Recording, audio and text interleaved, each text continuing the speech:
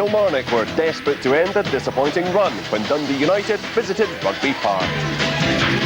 Of SPL action tonight comes from Rugby Park, where Kilmarnock were chasing their first league win in 2 months. They were taking on high-flying Dundee United, and Chick Young was there.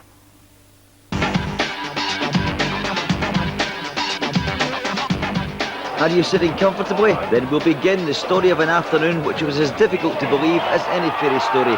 It all began with a penalty for Kilmarnock. Cocard pulled down by Combe, but the goalie saved Ian Durrant's penalty.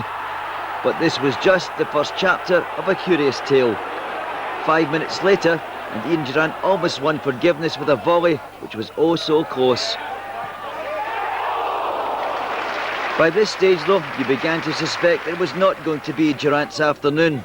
His next effort was straight at the goalkeeper.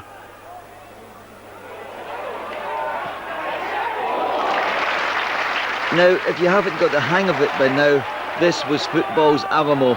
Dundee United under siege and hanging on against all the odds.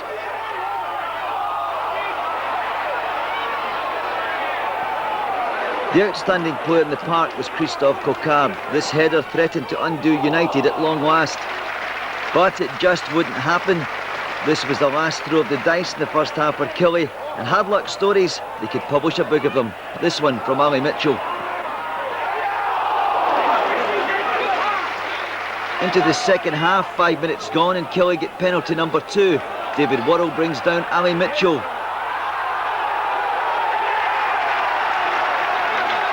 Ian Durrant passes responsibility to Cocard. The Frenchman spots up the kick, and cue the Marseillaise.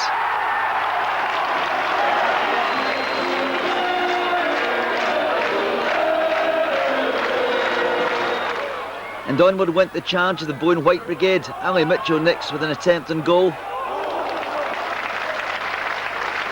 At times, Killie played with wonderful movement, and Cocard was at the heart of everything. Michael Jeffrey too probably had his best game in a Kilmarnock jersey.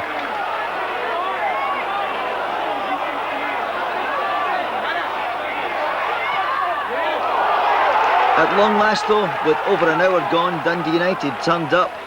They broke from their own 18-yard box where they had threatened to stay for bed and breakfast, and Faraz really should have scored.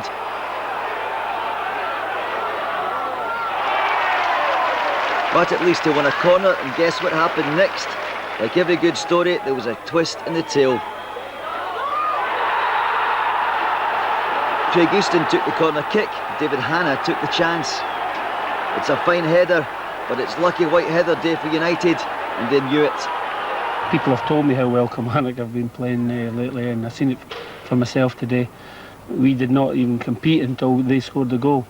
It was a strange game where we eventually could have maybe stolen all the points, but we didn't deserve it. I thought our goalkeeper was excellent today. Yeah, we did play well today, and I hope the supporters appreciate it. We're trying our best here. We've got a good squad of players. I think we've got enough creative players. We're just going to start putting the ball in the back of it, and we're just not doing that at this moment in time. It took a penalty for us to score today again. But they said you've got to have belief, and I've certainly got belief in the guys in there. I've got belief in the chairman, the board of directors, and we've just got to hang in, and hopefully it'll turn for us. Bobby Williamson is remaining optimistic. It's been almost a recurring theme in his post-match analysis throughout the season. We're playing well, we're just not getting the results. It's quite a turn of event there. The manager's giving the chairman a vote of confidence. He's got belief in him. So he's out next week. Yeah, I think Kilmarnock, I've seen a couple of home games recently, and I just don't think they're getting a turn, because they are dominating the matches. I saw them against Hibs when they nearly all the play lost 2-0, 2 great goals, one Kenny Miller, the individual goal obviously. But once again today they're not finishing, and Bobby says at the moment, but I think it's really just been throughout the season, they're not getting the reward because they can't put the ball in the net.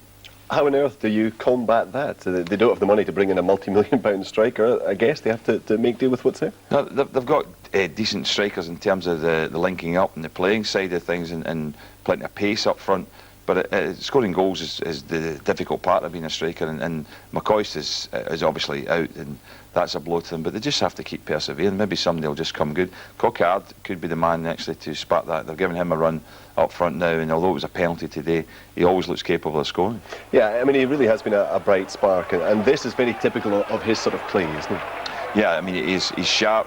He was, I think he was normally a midfield player in France, like a wide right player, but he's getting an opportunity to play in other positions, and he's a good player. I mean, at the end of the day, you look to a player of his quality to come into Kilmarnock side, who do play good football, to do something, but he sparks a lot of the play. He's got that sort of ability to open things up, and with Ian Durrant there's no doubt they're creating openings, but putting the ball in the net's a problem. From the Dundee United point of view, Jekyll and Hyde again. Apparently, we didn't see it all, but apparently a very poor performance. Yeah, just when you think they've come through the bad spell, they played really well for a spell in the beginning of the season. You think that they're really going to achieve and run away with third spot. You know, a couple of bad results. They lost at Hibs recently when I felt they were a little bit unlucky to do so, but there's no doubt that today they'll probably get out of jail. Paul started admitting it himself. Well, let's take a check now on how the 4 league tables stand tonight. Rangers maintained their 4-point lead over Celtic, who had to battle all the way for victory at Tynecastle.